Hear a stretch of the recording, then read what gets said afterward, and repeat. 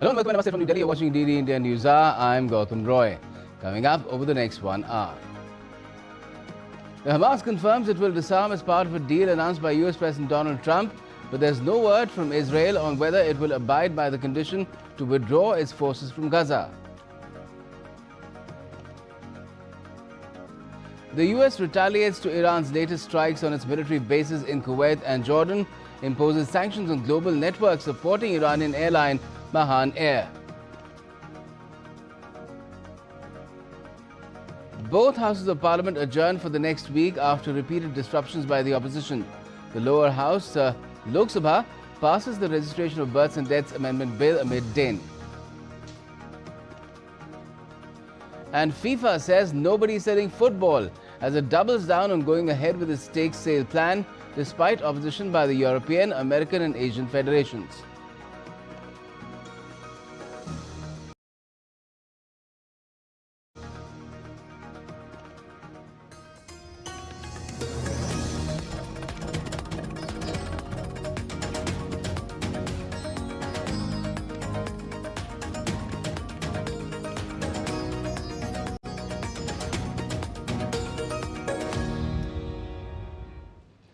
Both houses of parliament have been adjourned for the day following opposition uproar over several issues.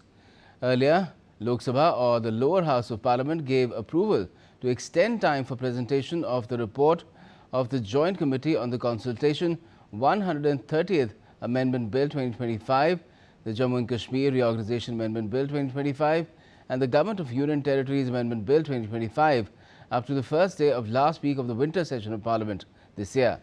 Meanwhile, Registration of Births and Deaths Amendment Bill 2026 was passed in the House amid ruckus without any discussion.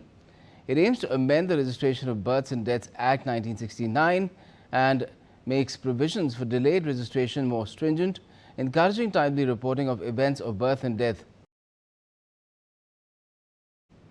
Parliamentary Affairs Minister Kiren Rijiju criticized the opposition for not participating in the discussion. He said this is an important bill and the government wanted everyone's participation in the discussion. ये बिना चर्चा के bill पारित क्यों किया, ये नहीं कहना चाहिए। हमने बार बार कहा कि चर्चा के लिए आप लोग सब इस हाउस में आइए और जनता ने हमको जनता का बात रखने के लिए इस सदन में भेजा है। मैं कांग्रेस के सारा साथियों से भी बार बार गुहार लगाया कि महत्वपूर्ण बिल पे चर्चा होना चाहिए, लेकिन अफसोस की बात है कि इतना महत्वपूर्ण registration of birth and death amendment bill pay आज यहाँ पारित किया गया है लोकसभा के सदन में, लेकिन विपक्ष के साथियों ने किसी ने भी इस बिल के चर्चा में भाग नहीं लिया। ये दुर्भाग्यपूर्ण है। Let's find out more about what happened in Parliament today, the 10th working day of the monsoon session of Parliament, and why. We're joined by DD India's Vishal Baristo, who's been following the proceedings and is joining us right now from outside Parliament House. Vishal, just tell us what happened and why. Well, a very good afternoon to you, Gautam. You heard the Parliamentary Affairs Minister saying and repeating that this is a very important bill. He was talking about the registration of birth and death amendment bill. And why is it important? Because the government wants to have a database and wants to digitize all the records as far as the birth and deaths are concerned, and that would help in other activities as well. Like if a person turns 18, then he would automatically get the voting right, and this database would help it further. And there are other issues as well. We know that the SIR is also on in the country, and Delhi is also going through that procedure. So a lot of things are there, and this database is going to be very, very crucial. It would be an important document. But the opposition went on the demand. They kept on asking for the Home Minister's statement, and amid the din, this bill had to be passed, and that too by a voice vote. And in the upper house of the parliament, that is the Rajya Sabha, there was time and again uproar by the opposition. They have a different issue. They are talking about the alleged irregularities in the donation of Ram temple. So the Rajya Sabha first was adjourned till 3rd of August, followed by the Lok Sabha. there's a lot of disruption by the opposition parties in both the houses of the parliament. And the opposition, I'm getting to hear, led by Congress, has also moved a privilege motion against the minister in the Prime Minister's office, the Minister for Personnel, Public Grievance and pensions. And they allege that he has spoken a lie when he said that no shooting took place during the demonstration. So the tug of war continues. The opposition is using this opportunity to make its presence felt, while the government wants that business should move on, and when the MPs have been selected and elected by the people of the country, they should participate in the development of the nation. They should participate in the debates on important issues, but that is not happening. And after one full week was wasted, this second week has also been full of disruptions. Right. And any chances that the next week might bring a different dawn Monday? Well, that's $1 million question, because as far as the stance of the opposition appears, which is quite aggressive, and they, even before both houses assembled, they had gathered outside the Makar Dwar holding banners and demanding for a statement from the Home Minister. So it seems that they would go on, carry on with their objections, and they would continue to disrupt the proceedings of the House. I think the government will have to find a way out, or the Speaker or the Chairman will have to talk to the floor leaders of all the political parties and sit and convince them that this is not the way, this is not a democratic way. You have to participate in the proceedings. You just cannot have your way. There are rules and regulations, and you need to follow them. All right. Well, let's see if the logjam is broken come Monday. Thanks a lot for joining us. For the moment, Vishal Baristo. Now, Prime Minister Modi has lauded the passage of a bill by Parliament stating that it makes our examination system more robust. Posting another Instagram video, the PM praised the anti-paper leak bill, saying that the legislation makes India's examination system more robust and reinforces transparency and fairness in public exams. साथियों, विश्वस्त परीक्षा पद्धति, इसके लिए हम लगातार एक के बाद एक कदम उठा रहे हैं। टास्क फोर्स की रचना हो, फास्ट ट्रैक की और रचना हो, राज्यों के सुझावों को ध्यान में लेना हो, क्योंकि पिछले कई दशकों से हर राज्य और केंद्र सरकार इस प्रकार की पेपर लीक की परेशानी झेल रहा है। बच्चों के भविष्य को भी इसके कारण संकट पैदा हो रहा है। इन सब को ध्यान में रखते हुए देशव्यापी सभी राज्यों में भी और केंद्र में भी शिक्षा पद्धति में सुधार अनिवार्य हो गया है। टेक्नोलॉजी के भरपूर उपयोग की आवश्यकता हो गई है और साथ साथ फिर से कोई पेपर माफिया, पेपर लीक करने वाली गैंग, देश के बच्चों के भविष्य के साथ खिलवाड़ करने वाली गैंग, उनको बख्शा नहीं जाएगा। इसलिए कठोर कानूनों की भी जरूरत है। हम संसद में बिल लेकर के गए थे और जैसा मैंने आपको वादा किया था, गत 2 दिन संसद के दोनों सदनों ने, अधिकतम माननीय सांसदों ने विस्तार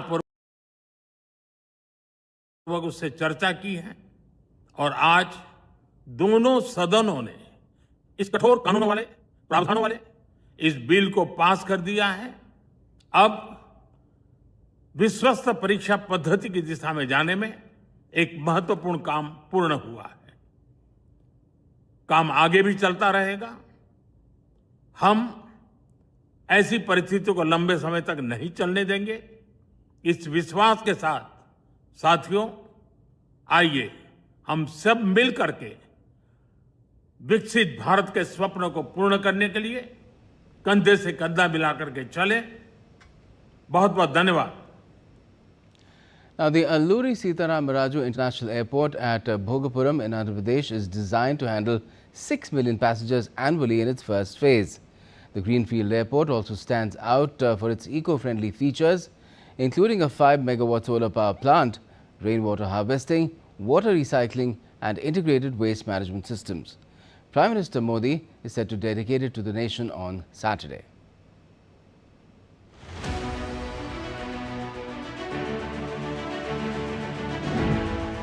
As the dawn breaks over the Bay of Bengal, a new landmark rises on India's eastern horizon. The Alluri Sitarama Raju International Airport at the Bhogapuram stands ready. Not just as an airport, but as the gateway to a new era. On 1st August, Prime Minister Narendra Modi will dedicate this world-class greenfield airport to the nation.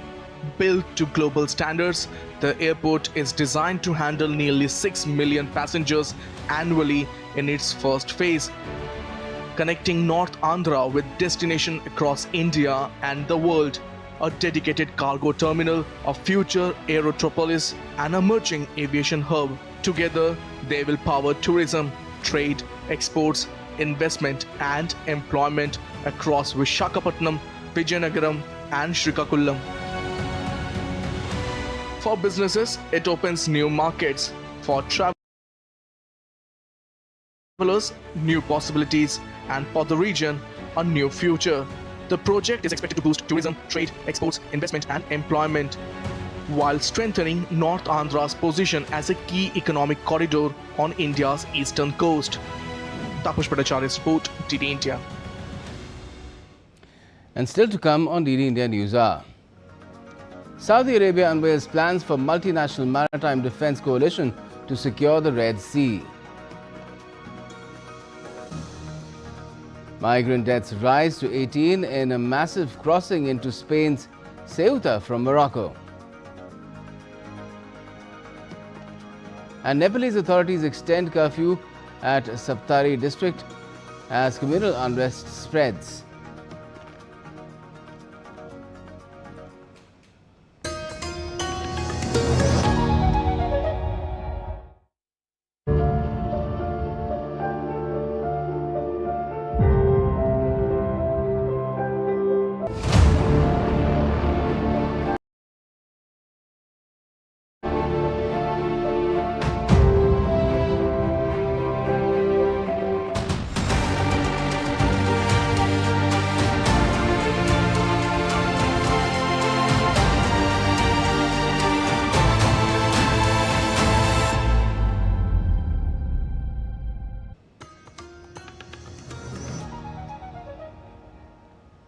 Welcome back. You're watching DD India Newshour. I am Gautam Roy.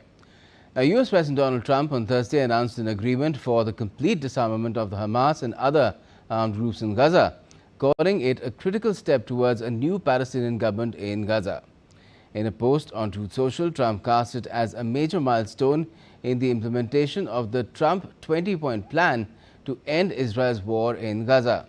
Trump asserted that the agreement would be implemented in phases. He wrote, Israeli forces will withdraw and an international stabilization force working alongside a new Palestinian police force will assume responsibility for security in Gaza. The US President thanked mediators from Egypt, Qatar and Turkey, as well as his administration, for helping broker the agreement. And as a response, the Hamas said Friday that it agreed to a deal to end the war with Israel that included provisions addressing its weapons and the gradual withdrawal of Israeli forces from the Gaza Strip. Hamas officials said a committee established by Trump's Board of Peace to govern Gaza would oversee the process of storing the Islamist movement's weapons. The group said it expected mediators in the Board of Peace to ensure Israel complied with the deal's terms. However, an Israeli official earlier on Thursday said it had rejected this plan. All right, let me take you across for more on this ray of hope, but at the same time extremely doubtful whether it will come to fruition. We have Ambassador C. Rajshekhar, former senior diplomat, to talk about it. Good afternoon to you. Ambassador, what do you make of this plan that has been announced by Donald Trump, this disarmament of the Hamas, where we don't know whether Israel is on board or not, and it's been announced soon after Netanyahu, for the first time after the 28th of February, went and met Donald Trump in the US. Yes, I think you have hinted it right. Firstly, peace is welcome coming from any quarter, in any form, any hope in that direction also. But this particular issue has been much troubled. It is like the situation when we heard that Iran, US have reached a framework of agreement to negotiate within 2 months. Similarly, here also, with the encouragement, support, facilitation of the US and the UN Peace Board, an agreement has been reached in Cairo among the various stakeholders: Egypt, Turkey, Oman, Palestine. But we have to see, as you rightly said, that whether Israel would play along, and also there's so many conditions that need to be fulfilled before we can really take this as a dawn. Till that time, we should better keep our fingers crossed. Right. And where do you think this plan, this announcement, what we know about it, gives any sort of indication that it could work out? Do you feel that, again, the onus of it working out or not will firmly be on Donald Trump himself, who's made the announcement? Yes, provided he could hold back the Israeli fire and their aggression. There is no war for the sake of war itself. So when there is conflict, there is reason for the people to take up arms. For Hamas to disarm, they have to be also from their side assurance of their security, their civil infrastructure being reconstructed. These have been placed as conditions into this agreement also. But these are not easy conditions to be fulfilled.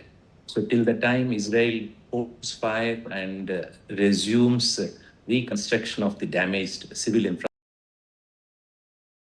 infrastructure, I don't think Hamas would rush to disarm. And also it would begin with the police light arms not surrendering to Israel, but non-Palestinian international authority. So it will be a step-by-step in case it has to be done in a very methodical, very careful process. We have to see that all parties in good faith will negotiate. A period of 2 weeks has been suggested for the negotiation to take place. And we should wish the process well, but we'll be prudent not to place much to come out of this thing, because we have seen periodically President Trump is quite, he likes to declare that he has stopped wars and he has put peace process in motion. We have seen in our own region this happening. But unless and until the underlying conditions, what is the cause of the conflict, has been addressed, and also both sides have reason to bona fide believe and satisfy that their grievances have been taken on board. Till that time, we can't, as it is, tell that it is objective and Israel would agree to hold fire, and also Palestinians can feel genuinely that they feel assured, because there are so many impediments from even humanitarian aid reaching them properly, fully, and ceaselessly. So we have to see that humanitarian relief is assured. On that note, I also would like to say that our permanent representative, Ambassador Harish, made a statement yesterday, including in fluent Arabic language, to assure Palestine of India's continued unwavering support for their cause, that there shall be a two-nation resolution, and India continues to support Palestinian aspiration for nationhood and United Nations recognition of it. So we all wish for peace to restore, but the upcoming 2-week negotiation time holds the key as to the direction that this would take. Well, the time frame is very short, and it seems like there are two different elections, one the midterms in the US and the other one that is coming up in Israel in October, that really has, two opposing forces pulling this in two different directions, opposite directions. Yes, elections are difficult in democracies. They have to go through periodically, and election time is not exactly ideally. Yes, because The at this time, contestants- if Netanyahu agrees to this plan, then he can kiss whatever is left of his political career, which is already in doldrums, a complete and comprehensive goodbye. Probably this is more to drum up the Republican Party prospects in the US. You're right that no politician, especially we knowing Prime Minister Netanyahu, that he would appear to be conciliatory before elections, because his plank always has been a very robust, assertive, even aggressive policy stance towards Palestine. We cannot expect him to be conciliatory and accommodate this process. Let's see. Having said that, India continues to support the process. Any approach in that direction.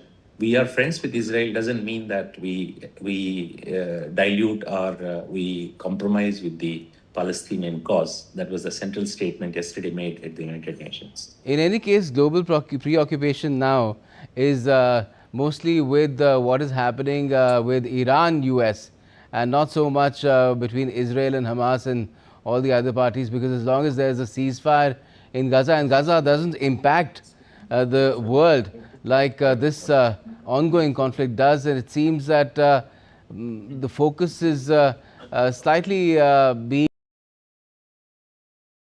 taken away with this announcement from what is happening with Iran.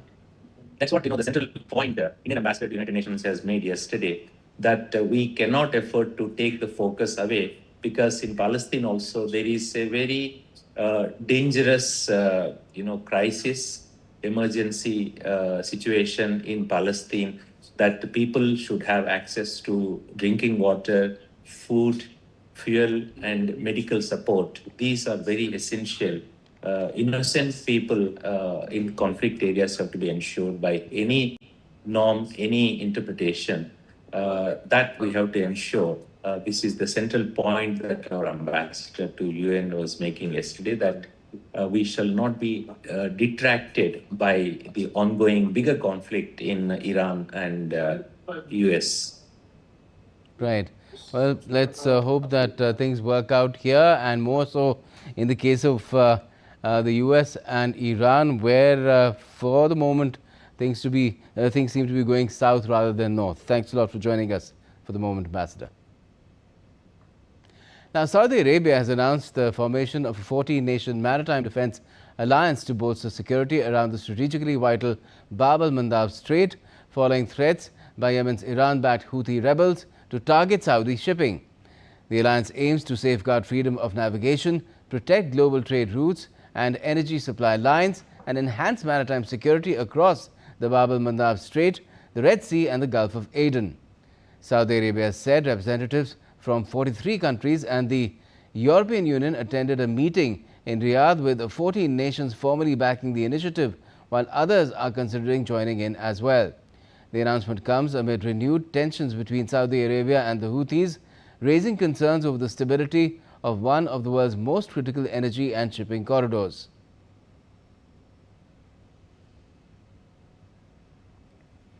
Well, maybe this protection could be extended to the Strait of Gibraltar and the Suez Canal as well, where it seems Egypt has also been dragged in. And Egyptian President Abdel Fattah al-Sisi has warned that the regional conflict is entering a dangerous phase after a drone strike targeted 2 gas vessels at the port of Damietta near the Suez Canal. The strike caused a fire on a US-owned gas storage tanker, which later spread to another vessel. No group has claimed responsibility for this attack so far, while Iran and the Houthis have denied any involvement. Now, the Iranian Islamic Revolutionary Guard Corps said it struck a US military base in Kuwait on Thursday in retaliation to a large-scale US attack on Iran earlier that day. The strike destroyed 2 drone hangars and a fuel depot for aircraft and military helicopters. That's what the IRGC claimed in a statement. It also said earlier that the United States had launched an airstrike on Iran from the military base in Kuwait, hitting 2 homes on Iran's Qasem Island in an attack which killed a family of 3, including a child, and injured 2 other children. In retaliation, the IRGC said it also struck a U.S. military base in Jordan on Thursday, destroying 3 F-35 fighter jets.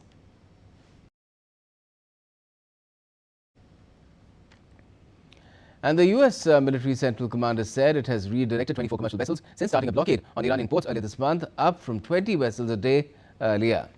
CENTCOM said that President Donald Trump reinstated the blockade. U.S. forces have boarded 2 ships accused of violating it and have fired at 2 other ships to disable them. The U.S. has publicly insisted that the Strait of Hormuz is still open to commercial traffic, but transits through the waterway remain extremely low as Iran threatens to strike those ships. And the U.S. military completed a wave of strikes against Iran on Thursday as well in retaliation against Tehran, targeting American bases in Jordan. Iran's state news agency reported hits on several cities in the southwestern Khuzestan province as well as on Qasem Island in the Gulf.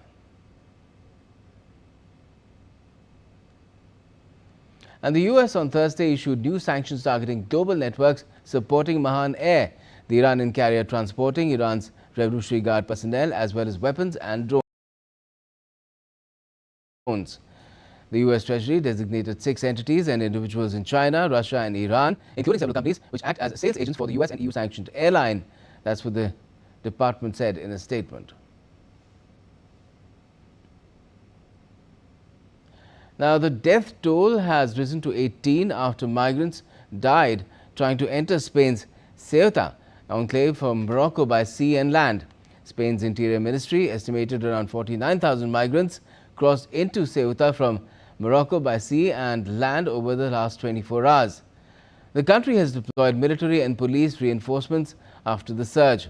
Ceuta and Melilla have the European Union's only land borders with Africa. In Melilla, footage appeared to show clashes at the Beni Ansar border pointillate.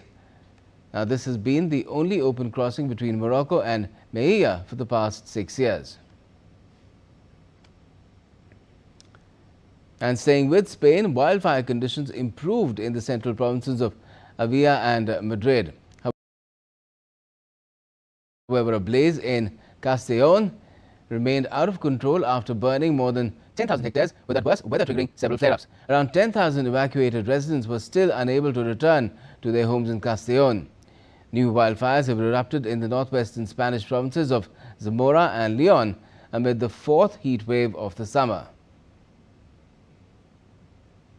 Elsewhere in Turkey, hundreds of firefighters battled to contain wind-fueled wildfires spreading near key tourist regions on the country's Mediterranean coast. Authorities in Balıkesir province reported 5 injuries, including 3 firefighters, as crews battled fires near 3 towns. Further, Turkey has deployed 6 waterbombing planes, 7 helicopters and hundreds of firefighters to control blazes near Ayvalık, Burhaniye and Gomek. Also, 3 villages near Ayvalık, which is on the Aegean Sea, had been evacuated alongside 720 cattle. Emergency teams have tackled 169 fires across the country, with 163 brought under control so far.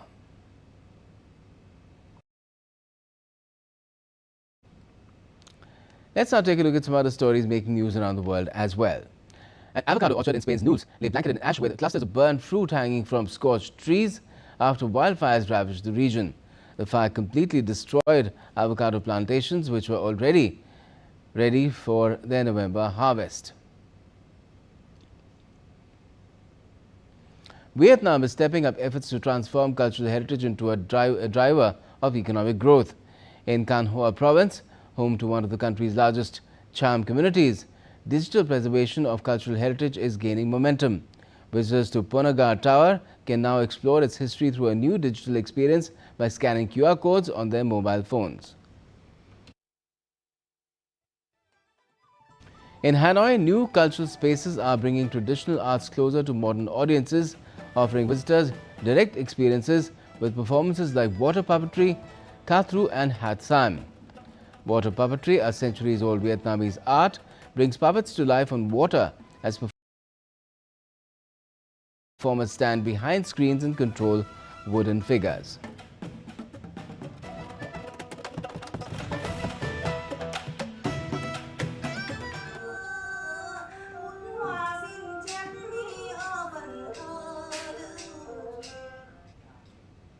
And still to come on DD India Newshour.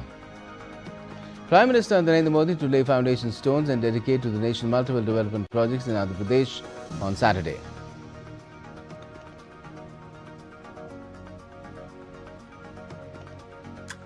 The flood situation in Assam improves with over 2 lakh people still affected.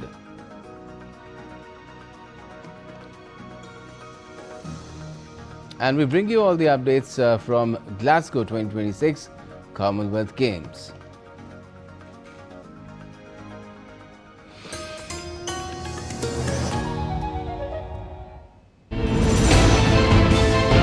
Geopolitics and trade deals. Economic challenges amid development. Hard work and the path to prosperity. It's the economy, always. Between walkers, money is what money does and says. Supply creates its own demand. Between the bulls pulls and bears tears. When supply chains globalization and India rises to the podium. We'll get you centered with the economic brief at 8 p.m. every Thursday on DD India.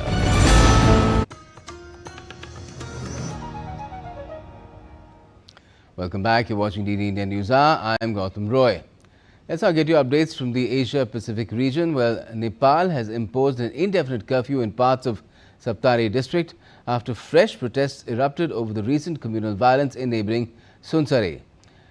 With Saptari added to the list, 4 districts in the southern Terai region are now under curfew as authorities work to contain tensions which have claimed 3 lives. Prime Minister Balendra Saha has appealed for calm, assuring a fair and transparent investigation and strict action against those responsible. Security has been intensified across the Indo-Nepal border with stricter identity checks introduced in Sarlahi district.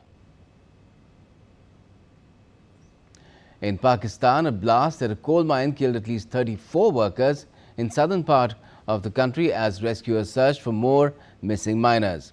The explosion, suspected to be caused by methane gas, tore through the mine near the capital of the resource-rich province of Balochistan on Thursday, sparking a rescue operation which ran through the night. Mining accidents are common in Pakistan, particularly in Balochistan, and labour rights movements have previously called for ramped-up safety standards and enforcement for the sector. Pakistan's poorest province and largest by landmass, Balochistan, lags behind the rest of the country in almost every index, including education, employment and economic development, but is rich in resources including coal as well as more lucrative gold and copper reserves. 4 remains have been recovered after a devastating avalanche struck Broad Peak, the world's 12th highest mountain in Pakistan's Karakoram range. Search and rescue operations are continuing for climbers still missing, including renowned Nepal-born mountaineer and former Royal Marine Nirmal Purja, who is leading a 10-member international expedition. The team included climbers from Nepal, Pakistan, the United States, China and Oman. Authorities have not yet confirmed the identities of the recovered remains as rescue efforts continue amid challenging conditions. Now, the clearing operations continue on Friday after a blast tore through the Aeon shopping mall in Kashima, Kumamoto Prefecture in Japan following a 7.1 magnitude earthquake. The death toll from the powerful earthquake in southwestern Japan has risen to 35. Rescue teams aided by sniffer dogs carried out a final search of a shopping mall devastated by a suspected explosion triggered by the quake. Nearly half of the victims died in 2 major incidents: severe structural damage at Nippon Paper Industries paper mill and a suspected gas explosion at Aeon's shopping mall. The prefecture's largest mall had reopened just last month after redevelopment, marking its recovery from another deadly earthquake a decade ago. And the quake also caused widespread damage, flattening homes, damaging bridges, triggering fires and leaving tens of thousands of residents without power and water in temperatures forecast to approach 40 degrees Celsius this weekend.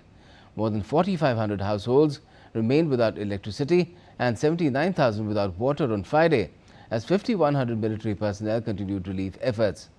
In a rare bright spot, 25 cats rescued from a mall cat cafe were safely relocated, drawing widespread praise on social media.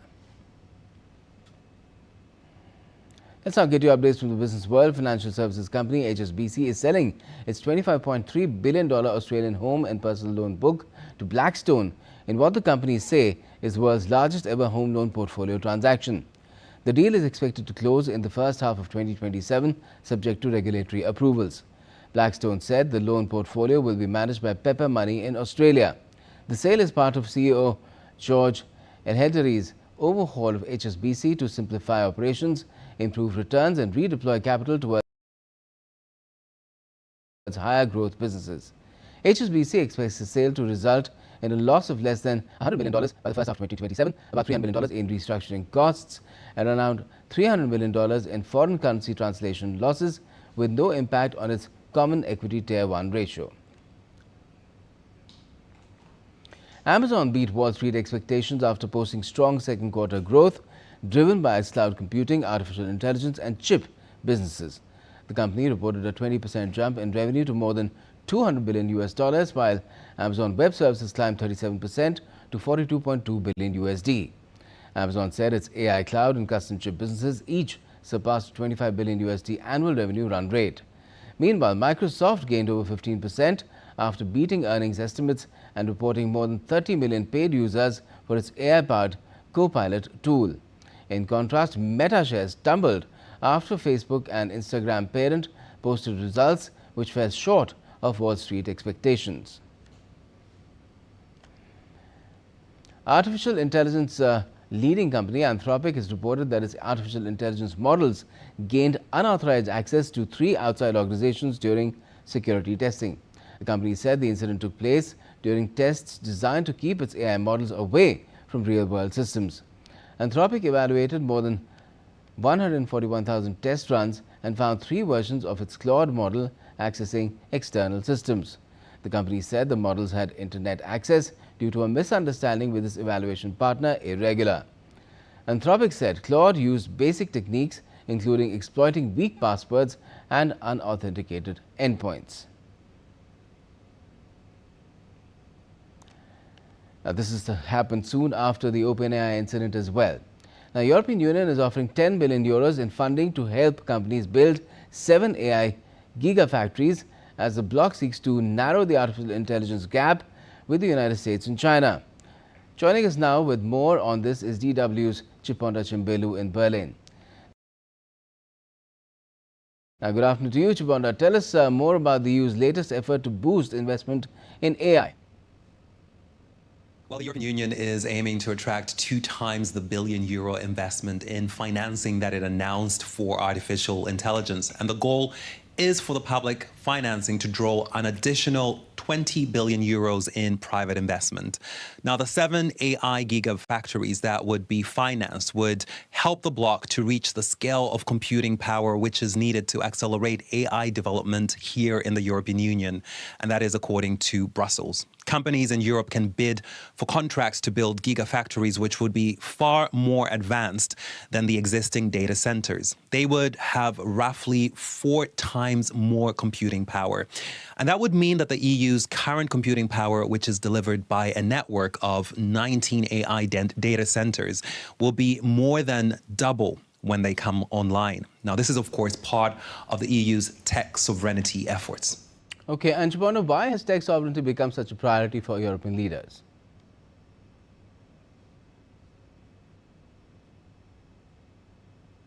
European leaders are worried about the dependence of the bloc on foreign providers. They are afraid that these services could be weaponized and that European customers could also be cut off from such services without warning or even regard for how that affects them or their businesses. And we did get a reminder of that last month when the US government ordered AI provider Anthropic to suspend access to Fable 5 and Mythos 5, citing national security concerns. It was another example that European users could be cut off from services abruptly. And of course, there are also fears about kill switches and the data that is being collected and how and where that could be used. The problem is that, of course, Europe lags far behind the United States and China. And China, of course, has a huge capacity for electric power for data centers. And the US has the lion's share of private AI investment. And of course, one can think of the likes of OpenAI with ChatGPT and Anthropic's Claude. And even older tech players like Alphabet, Microsoft, and Meta are also investing billions in AI. Yeah, and it remains a big question whether Europe can catch up. Thanks a lot for joining us, Chipona Chimbulu from Berlin. Now, India has taken another step towards strengthening military preparedness in extreme weather conditions. The Indian Army and Bharat Petroleum have jointly developed an indigenous extreme weather grade diesel, a specialized fuel that remains operational even in sub-zero temperatures. Chief of Army Staff General Dheeraj Seth launched the fuel on Friday, calling it a game changer for the armed forces. From the icy heights of Ladakh to some of the world's most inhospitable battlefields, mobility can often determine the outcome of military operations. But in temperatures plunging well below freezing, conventional diesel begins to thicken, clogging fuel systems and affecting the movement of military vehicles. To overcome this challenge, the Indian Army, in collaboration with oil marketing companies, has developed an indigenous solution, Extreme Weather Grade or XWG diesel. Launched by Chief of the Army Staff General Dheeraj Seth in New Delhi, the specialized fuel remains effective at temperatures as low as -42 degrees Celsius. Fully compliant with BS6 standards, it can be used across the Army's existing fleet from tanks and infantry combat vehicles to logistics trucks without any engine modification. The technology has been developed within a year under the spirit of Atmanirbhar Bharat, reducing dependence on imported specialized fuels. It's a real game changer, if I can use that word, this XWG diesel. And in fact, can get very, very fatiguing, in fact, for that man who's that driver of that vehicle, who has to stay awake whole night, keeping that vehicle on and off maybe 3 to 4 times the night over. And then you are expecting him to be having a smiling face next morning. So as I see it, it's going to really impact the overall morale and the fatigue factor that evolved in those conditions over there. So I really can fully appreciate the kind of advantage that this particular XWG is going to render. General Seth, himself from the Armored Corps, said fuel has always been at the heart of mechanized warfare. He noted that the new diesel will not only improve the operational readiness of combat and logistics vehicles, but also boost the morale of soldiers who operate in some of the harshest environments on earth. The Army Chief also praised the collaboration between the armed forces and India's public sector oil companies in delivering the indigenous capability.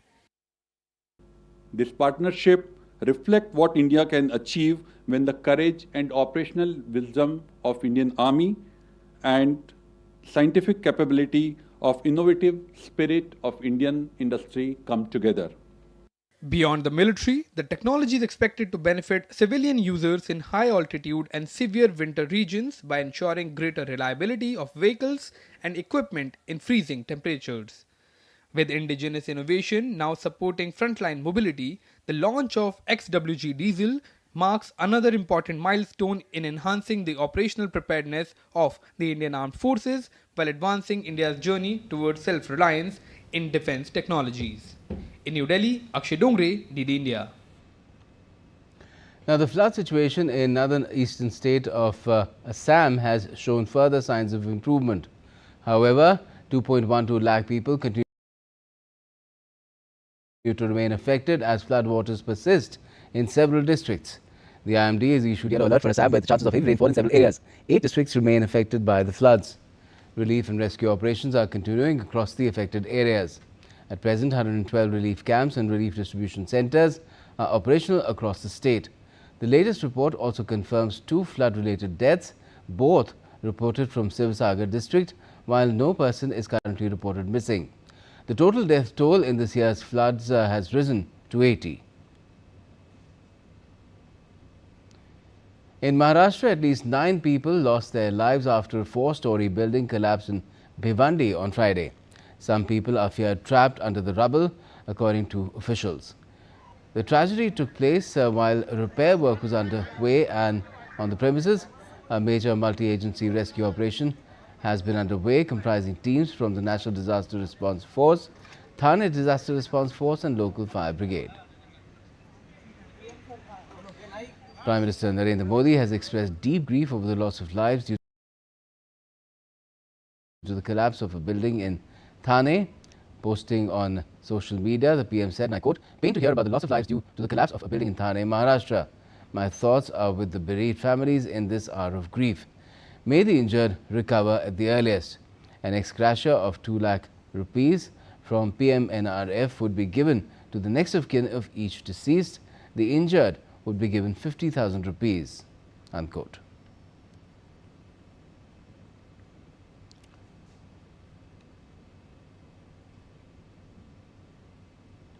Let's now take you and get you more updates from the sporting arenas as well.